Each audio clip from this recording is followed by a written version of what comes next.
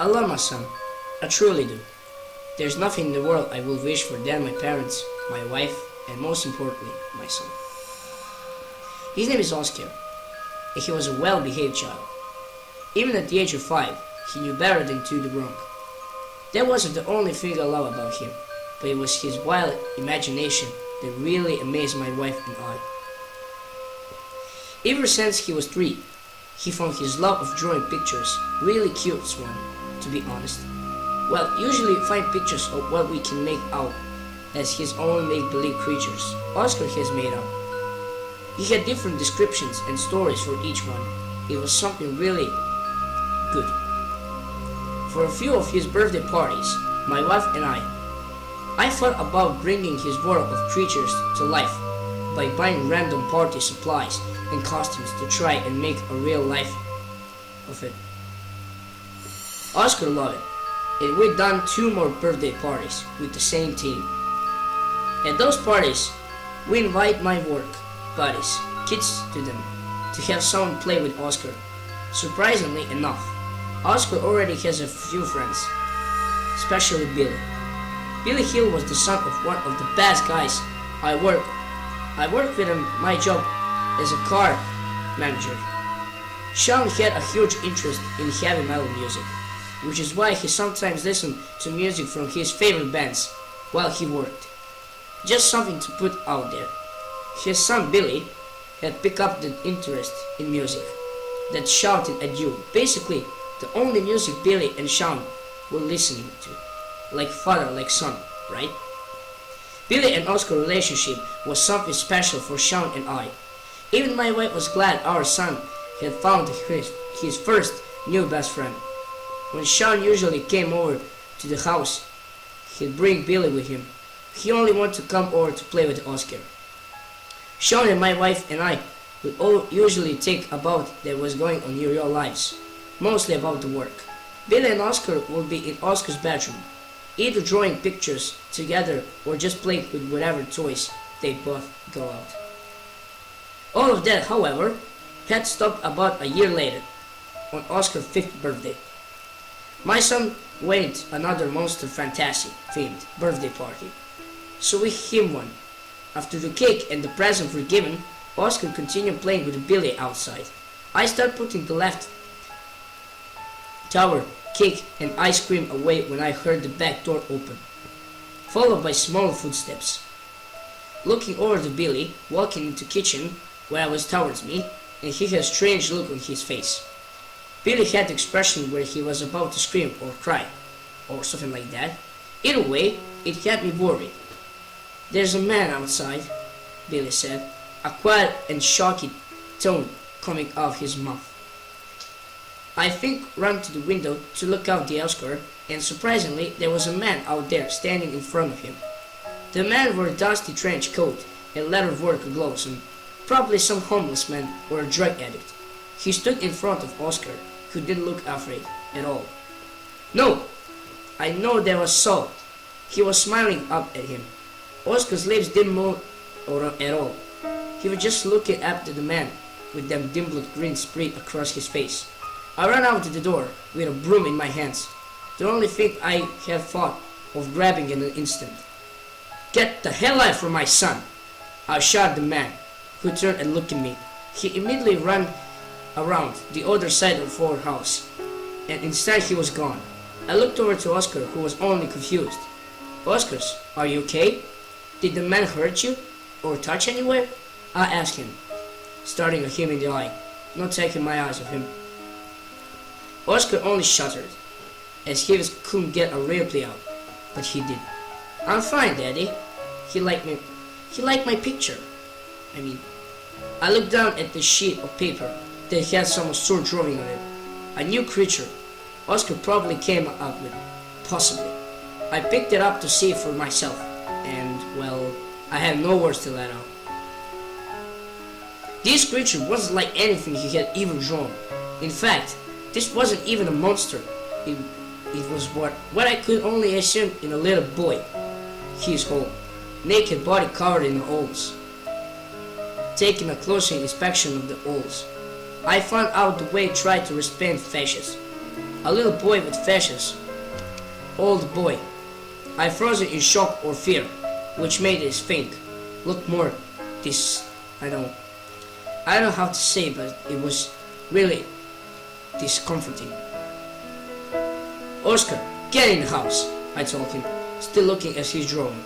Oscar got up and walked into the house, very silent as I went in with him.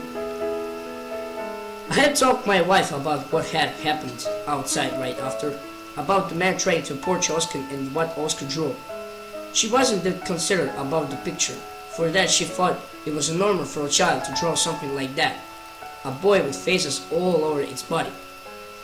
What concerned him, he was that he was left alone with a man what could be really dangerous, a murder of some sort. And it's why my fault. I wasn't out there with him. Now, I remember at the time when I was in the house to put ice cream and cake away, but just to prove of what could be happen to Oscar had scared me the most. That night, before Oscar's bedtime, our wife and I had talked with Oscar about what happened. Oscar, can you please tell us what happened when you're outside with Billy? I asked him, who was drawing a new picture of usual made-up creatures this time. I'm in trouble, Daddy, Oscar replied, looking up to us. No, sweetie, you did nothing wrong. We just want to know what happened when you were outside with Billy, my wife said, reaching over to hold Oscar's left hand. Me and Billy were playing, and then I saw the man walking up to us. Billy ran away and he was talking to me. He's really nice, Oscar said. Hit other sketching all over the paper. Did man say anything to you? My wife asked him, stroking his small hand with her thumb. It was like, he said that we wished he'd have a kid, and that we wanted one like that, Oscar replied, pointing to the sketch. I held in my hands. My wife and I looked at each other, then pictured the Oscar drew. We both looked back to Oscar, who's still describing some futures on his new monsters. It was nighttime, almost midnight, when I woke up with Oscar standing at the side of the bed, with tears dripping down his cheeks. I was able to fully comprehend what I was seeing as I sat up confirmed, him on my arms. Oscar's crying now, softening into quiet whimpers. Oscar, is anything okay? I asked him. Did you have another nightmare? Oscar nodded his head, his lips quivering. Do you want to sleep in with us? Oscar nodding again, sniffing as he climbed down and climbed into our bed, covering himself up. As he did so, I tried to go back to sleep, but I felt Oscar tap my shoulder. I turned over to look back at him. He was still wide awake. Yeah, buddy? I asked him quietly. Can I tell you what I dreamed about? Oscar asked me. Alright, sure. You know my best friend? Billy? Yeah. No, my other best friend in my picture. Oh, yeah. I felt a bit underwear just thinking about it. He was trying to save me. Save you from what, Oscar? I imaginally knew who he was talking about. He took Billy away from me, and he told me he was coming back. I jumped up looking down at Oscar, who was already asleep. Those last words that came out of his mouth had my heart drop. It wasn't just what he said, but what I thought of when he said it. The man that porched Oscar out in the backyard, if he really was going to kidnap Oscar or Billy, that would be a horrible thought. I tried to go back to sleep, but it still repeated in my mind, still preventing me from closing my eyes, thinking that the man will appear in the bedroom and take Oscar away. About an hour, I was able to fall asleep, and one night, I had the same nightmare to Oscar. I remember it taking place at the birthday party. Everything was normal. The kids were playing around, eating cake and ice cream. Everything did seem out of the ordinary, or so I thought. I was looking at Oscar, who was drawing pictures with Billy. Then I turned back to the crowd of kids, and I saw it. Oscar's best friend, the boy with faces all over his body.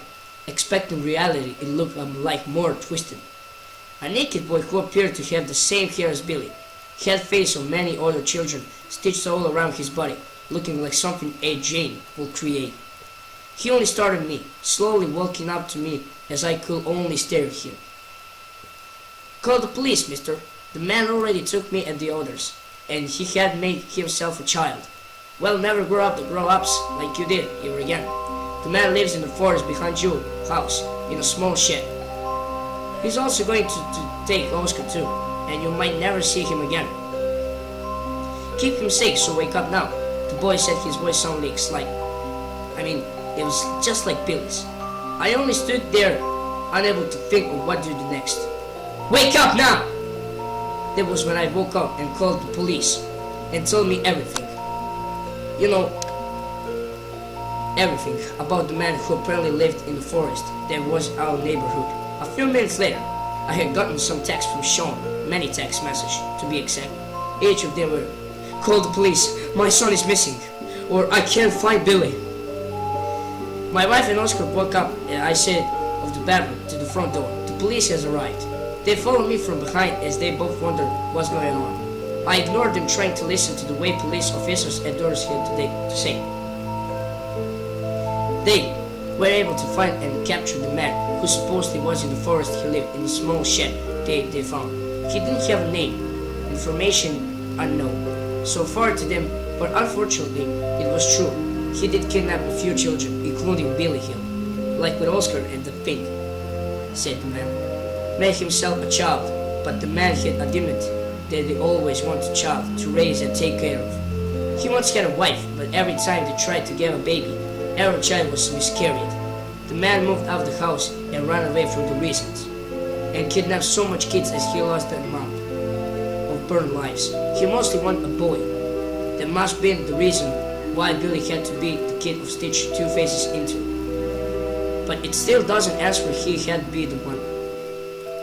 My wife took Oscar into his bedroom where he was able to fall asleep, hoping he wouldn't come out and listen to truth. Sean was also able to come over, really upset about the current events that were happening. He couldn't stop crying, his hands covering his face as he wept loudly, being confirmed by my wife, who were sitting on the couch.